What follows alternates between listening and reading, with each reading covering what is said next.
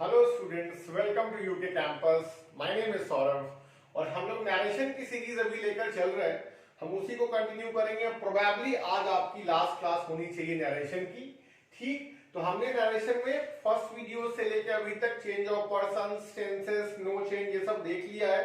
Change of auxiliaries भी कर लिया है। अभी हम लास्ट वीडियो में कर रहे थे चेंज ऑफ सेंटेंसेस। और चेंज ऑफ सेंटेंसेस के अंदर दो चीजें हमने देखी थी, 5 में से 2 बातें हो गई थी। एसर्टिव हो गया था, इंटरोगेटिव हो गया था।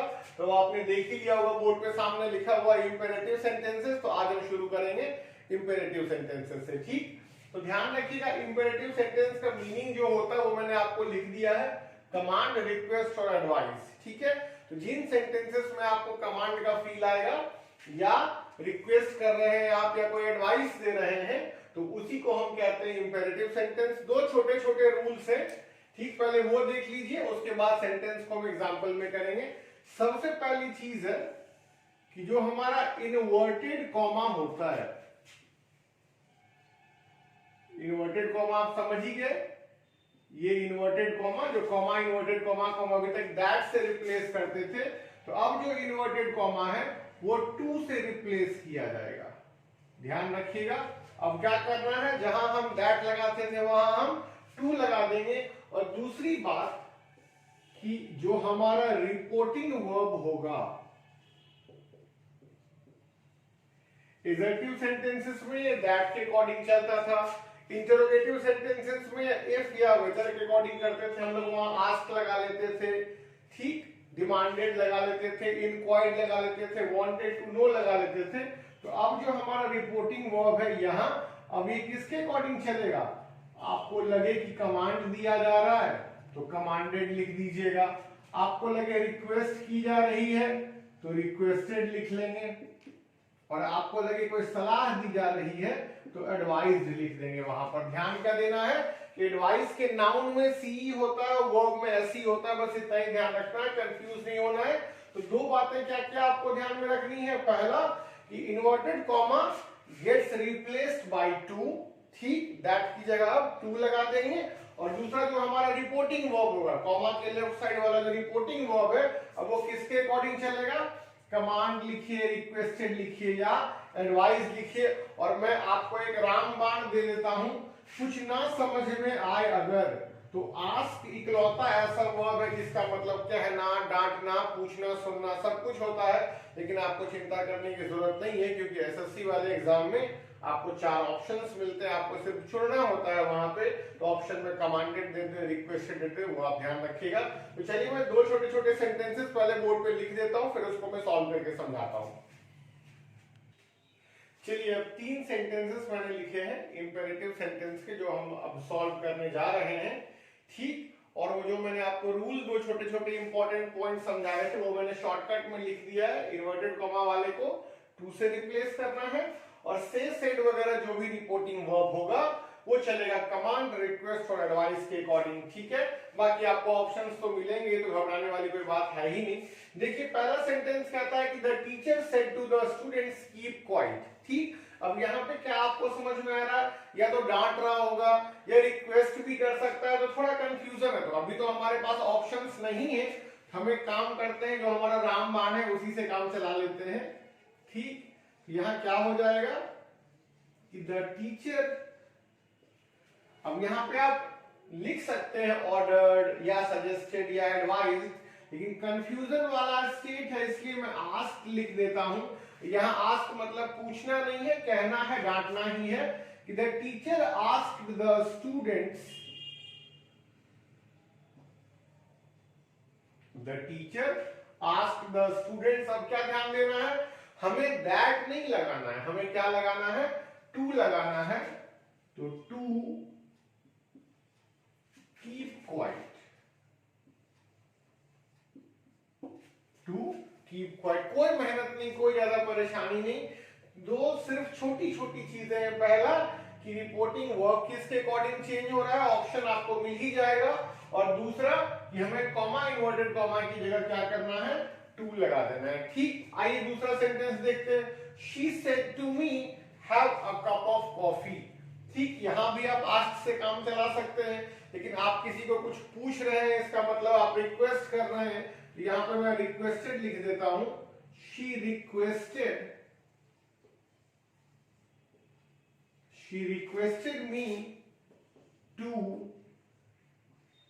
Have a cup of coffee, have a cup of coffee. ठीक, हो सकता है कुछ बच्चों के दिमाग में ये बात चल रही हो कि सर ये वाला हैव हैड में क्यों नहीं बदला, है ना?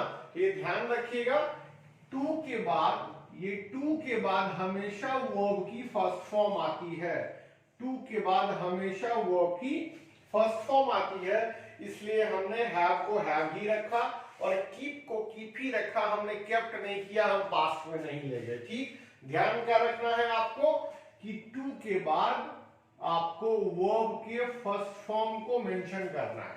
ठीक है, डन। चलो अब जो तीसरा सेंटेंस है उसको सॉल्व करते हैं। The teacher said to me read at least 6 hours a day. ठीक, आप लोग को भी इतनी मेहनत करनी चाहिए। आप कोई भी जनरल कंपटीशन क्रैक करना चाहते हैं तो आपके लाइफ में एक रूटीन होना चाहिए जिसमें आप 6 घंटा कम से कम रोज जरूर पढ़ें। ठीक, तत्काल चलिए, मोटिवेशन से ज्यादा जरूरी नैरेशन है, उसको हम लोग पूरा करते हैं। तब यहाँ क्या है कि अब टीचर सजेस्ट कर रहा है, एडवाइस दे रहा है, तो यहां पर आप लिखेंगे कि द टीचर एडवाइज्ड। ध्यान रखिएगा, नाउन में सी होता है, वर्ब में एस होता है।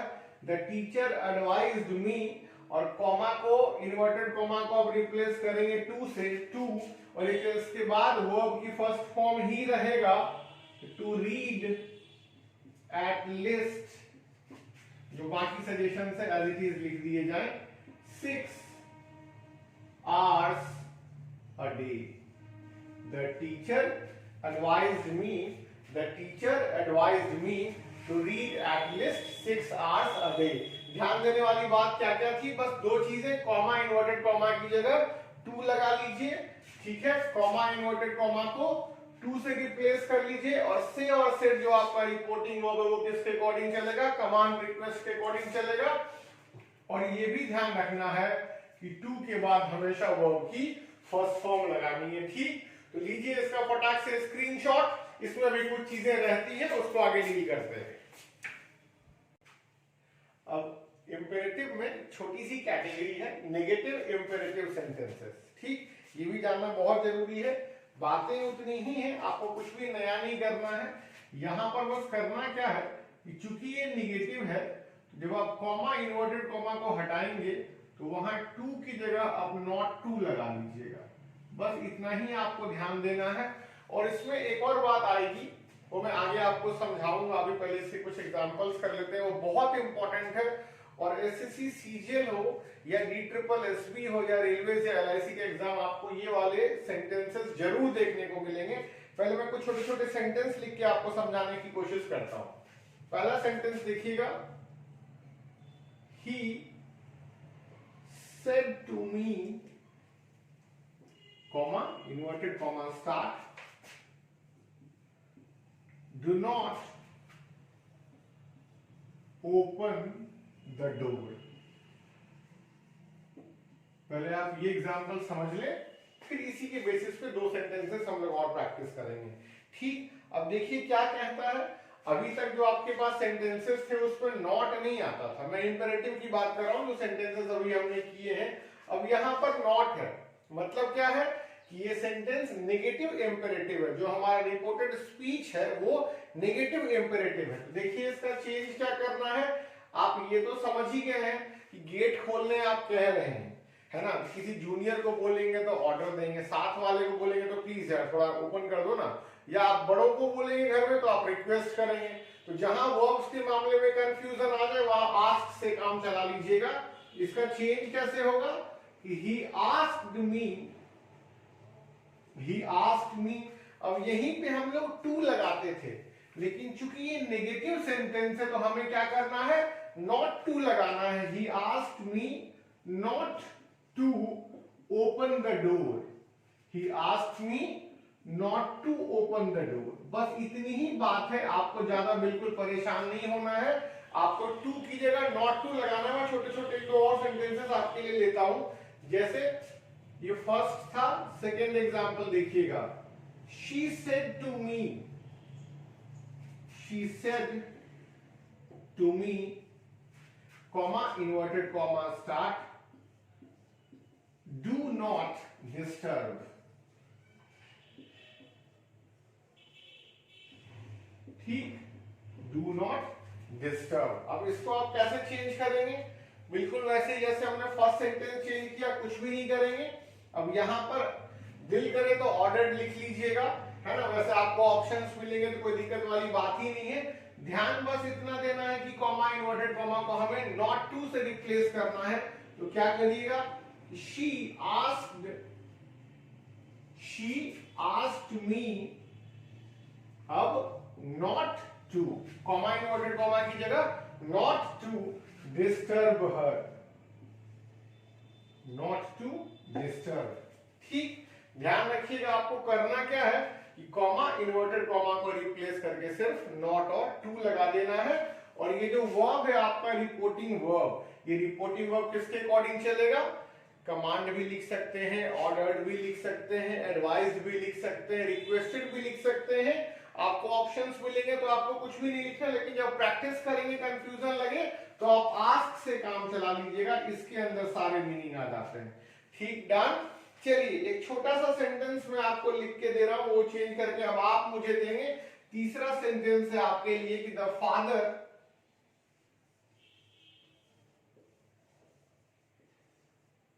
father said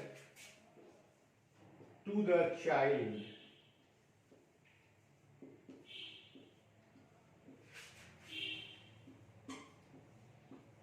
do not go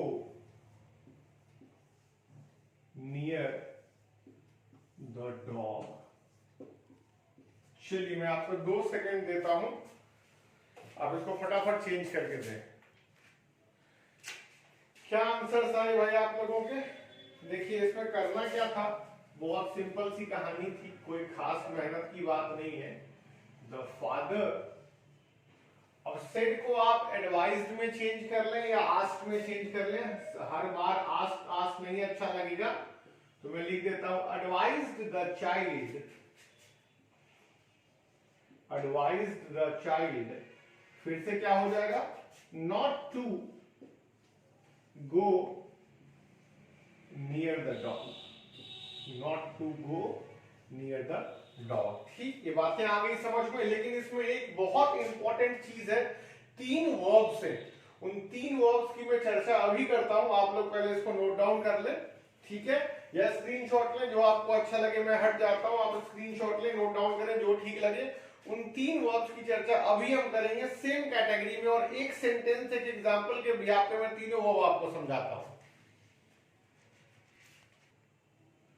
चलिए अब देखिए, इसमें सबसे इंपॉर्टेंट नेगेटिव इंपेरेटिव सेंटेंस की जब हम बात करते हैं, तो किसी भी एग्जाम में आप जाएं, सीजीएल हो, सीएचएसएल हो, डीट्रिपलएसबी हो, रेलवेज हो, एलआईसी हो, इन क्वेश्चंस में आपको ये 3 चीजों में से कुछ एक देखने को मिल जाएगा। या तो ऑप्शन में फॉरबिड, प्रिवेंट या प्रोहिबिट होगा। और ये क्या है, मैंने यहां लिख दिया, ये नेगेटिव वर्ब्स है। और इस बात का ध्यान रखिएगा, इनका मतलब होता है मना करना, इनका मतलब होता है मना करना। मतलब इन नेगेटिव वर्ब्स में ना पहले से ही है, तो ये ध्यान रखिएगा कि इनके साथ आप नॉट का इस्तेमाल नहीं करेंगे। इन 3 वर्ब्स के साथ आप नॉट का यूज नहीं करेंगे, इस बात को ध्यान रखिएगा। ऑप्शन एक ऐसा जरूर आएगा जहां नॉट दिया रहेगा। अभी तक हम क्या करते थे नेगेटिव इंपेरेटिव में कि कॉमा इन्वर्टेड कॉमा को नॉट टू से रिप्लेस करते थे, लेकिन हमें नॉट टू अब नहीं लगाना है, क्योंकि जब हमारा वर्ब खुद ही नेगेटिव है तो आप सिर्फ आगे टू लगाएंगे। इसमें एक और बात ध्यान रखिएगा, ये जो फॉरबिड है ये अपने साथ टू लेकर आता है, लेकिन प्रिवेंट और प्रोहिबिट जो है ये अपने साथ फ्रॉम लाता है, और साथ में वर्ब की आईएनजी फॉर्म होती है। और यहां जब टू आएगा तो वर्ब का नॉर्मल फर्स्ट फॉर्म होगा, ये आप समझ रहे हैं। मैं अपनी बात दोहराता हूं कि जब भी नेगेटिव इंपेरेटिव सेंटेंसेस होंगे और नहीं भी होंगे, क्योंकि आपको वहां कैटेगरी लिख कर नहीं देगा, वहां क्या लिख कर देगा, तो रिपोर्टिंग वर्ब में आपको ऑप्शन में अगर फॉरबिड लिखा मिले या प्रिवेंट लिखा मिले या प्रोहिबिट लिखा मिले, तो इसका मतलब क्या है कि ये निगेटिव वर्ब से आपको इनके साथ नॉट नहीं लगाना है। ठीक, मैं एक क्वेश्चन सॉल्व करके, एक सेंटेंस सॉल्व करके आपको दिखाता हूं, आपको बेहतर समझ में आएगा। और साथ में ध्यान क्या रखना है कि फॉरबिड का जो सेंटेंस का स्ट्रक्चर होता है वो अपने साथ टू प्लस वर्ब की फर्स्ट फॉर्म लेता है, और अगर प्रिवेंट या प्रोहिबिट होगा तो वो फ्रॉम और आईएनजी लेगा। मैं सेंटेंस सॉल्व करता हूं, देखिएगा एक सेंटेंस लिखा है मैंने, he said to the students do not spit in the classroom. ठीक, अब देखो मैं इसके दो कन्वर्जन आपको समझा देता हूं। पहले सबसे पहला कन्वर्जन क्या होगा जो हम लोग करते आए हैं अभी तक, एक सेकेंड रुकिएगा। सबसे पहला कन्वर्जन क्या है, इस सेट को आप चेंज कर लो एडवाइस में, ऑर्डर्ड में, जो भी आपको अच्छा लगे, और नहीं तो ये रामबाण चलाते रहिएगा। he asked the students जो पहला कन्वर्जन जो अभी हमने सीखा है पहले वो कर लेते हैं। he asked the students not to spit in the classroom,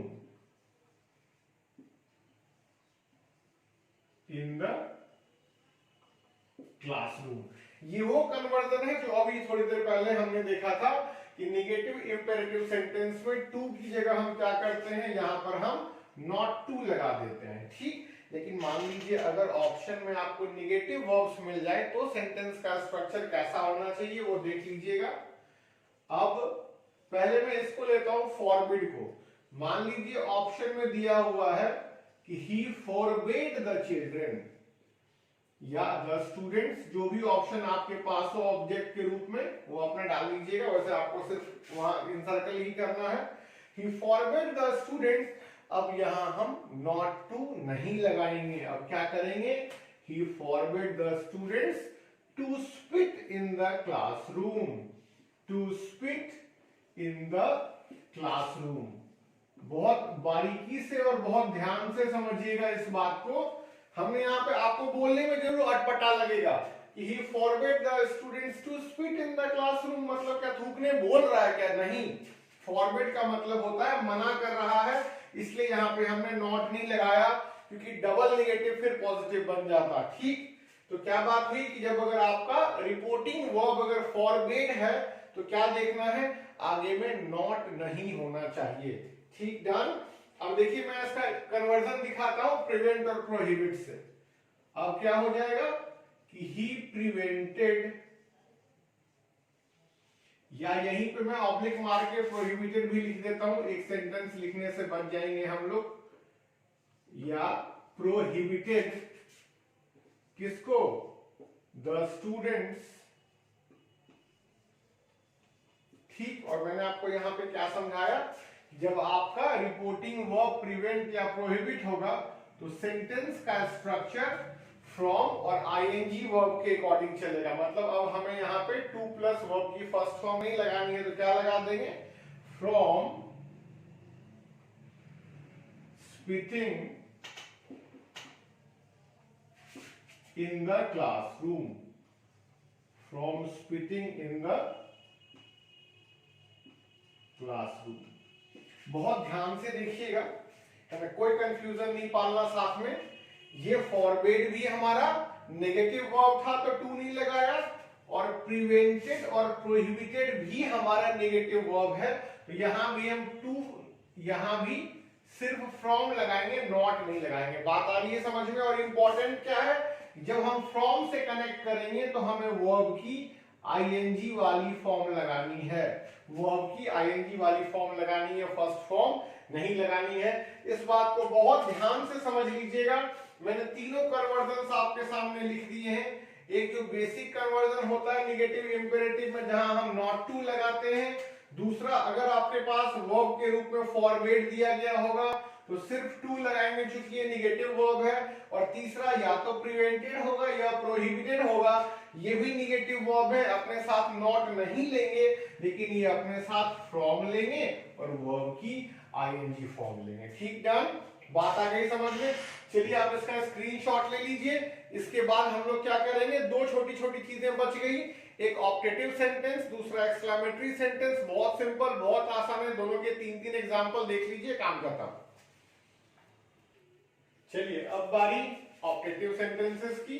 तो ऑप्टेटिव सेंटेंसेस क्या होते हैं, वो सेंटेंसेस जिनमें आपको प्रे, विश, कर्स, ब्लेस, इन सब चीजों की बात समझ में आए, ये सब फीलिंग्स आपको मिले, कोई आपको दुआ दे रहा है, कोई बददुआ दे रहा है, और इसमें कोई मेहनत नहीं करनी, ध्यान रखिएगा।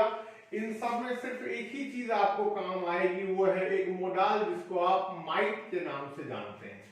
ठीक, 99% सेंटेंसेस में आपको मे लिखा हुआ मिलेगा। हो सकता है किसी किसी सेंटेंस में मे लिखा हुआ ना भी मिले, तो भी आप उसको अंडरस्टूड मान लीजिएगा कि हाँ इसमें मे है, और जब आप इसको चेंज करेंगे तो माइट में चेंज करिएगा। बाकी सारी चीजें सिंपल है, जो बेसिक चेंज था यहाँ वापस आ जाएगा। ठीक है, कॉमा, इन्वर्टेड कॉमा के बाद आप दैट वहां पर लगाएंगे जैसे पहले लगाते थे। फर्स्ट सेंटेंस देखिएगा, मैं आपके लिए चेंज करता हूं, बस वर्ब्स ध्यान रखना है कि रिपोर्टिंग वर्ब चलेगा, प्रे, विश, कर्स, ब्लेस, इन सब के हिसाब से। ठीक है, फर्स्ट सेंटेंस आपका देखिए क्या है, he said may God bless you, मतलब भगवान से उसने दुआ मांगी, आपके लिए प्रेयर किया।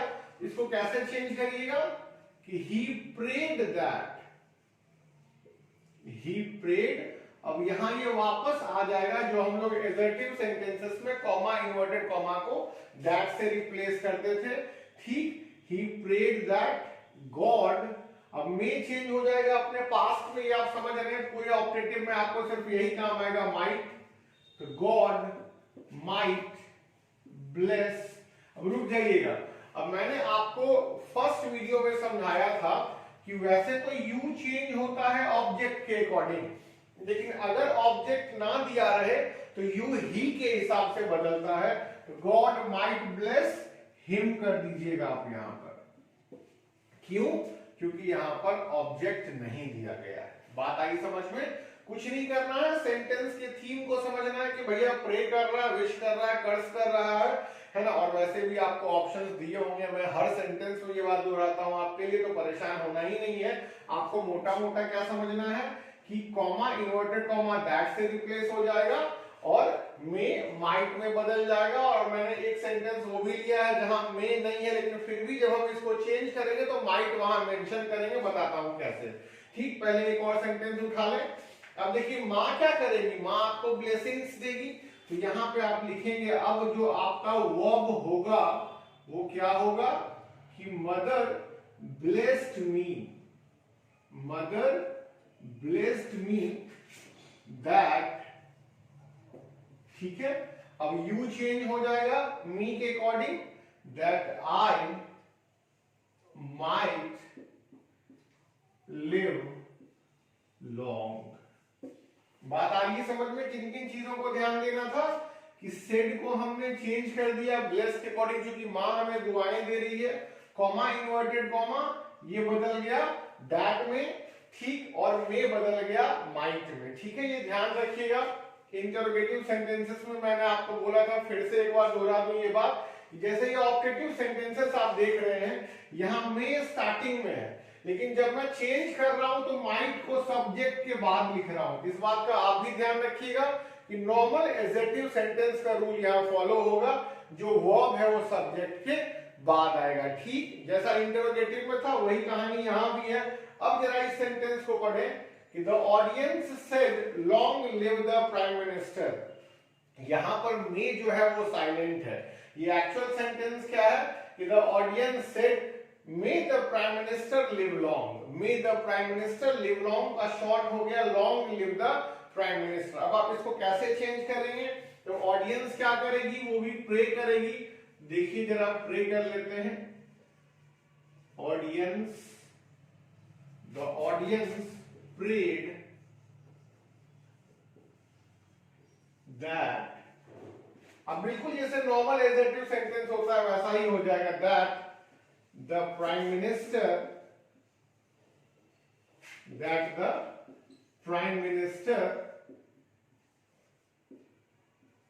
might live long. That the prime minister might live long. बात आगे समझ में, कुछ भी नहीं करना, कॉमा इन्वर्टेड कॉमा दैट के अकॉर्डिंग चेंज हो जाएगा, ठीक। और आप जब चेंज करेंगे तो बस ध्यान रखिएगा कि ऑप्टेटिव में जब भी आप चेंज करेंगे तो दुआ हो बददुआ हो जो भी हो, वो सारी पॉसिबिलिटी होती है, तुरंत अमल में नहीं आ जाता वो, तो आप वहां पर माइट लगाते हैं, ठीक है, डन। चलिए, ये था आपका ऑब्जेक्टिव सेंटेंस, इसका आप एक स्क्रीनशॉट ले लें अपने रिवीजन के लिए। और लास्ट मुद्दा आप शुरू करेंगे एक्सक्लेमेटरी सेंटेंस। चलिए, अब नरेशन का सेंटेंसेस का पांचवा और आखिरी टाइप है एक्सक्लेमेटरी सेंटेंस। अब एक्सक्लेमेटरी सेंटेंस क्या होता है? जहां आपको खुशी, गम, गुस्सा, सरप्राइज या किसी की तारीफ कर रहे हैं, प्रेज कर रहे हैं, सेंटेंसेस में इन सब चीजों की फीलिंग आए, ठीक। तो ध्यान क्या देना है, बस इतना ही आप देखिए कि अब जो आपका रिपोर्टिंग वर्ब होगा, से हो या सेड हो, वो एक्सक्लेम के अकॉर्डिंग चलेगा, ठीक। तो आपका रिपोर्टिंग वर्ब क्या हो जाएगा? एक्सक्लेम के अकॉर्डिंग चलेगा। और विद के साथ आपको लगे सेंटेंस में खुशी है तो जॉय लगा लो, हैप्पीनेस लगा लो, वहां लगा हुआ मिलेगा। आप उदास है तो सॉरो लगा लीजिए, गुस्सा है तो एंगर लगा लीजिए, सरप्राइज है तो सरप्राइज लगा लीजिए, तारीफ कर रहे हैं तो एक्सक्लेम विद प्रेज कर लीजिए, ठीक।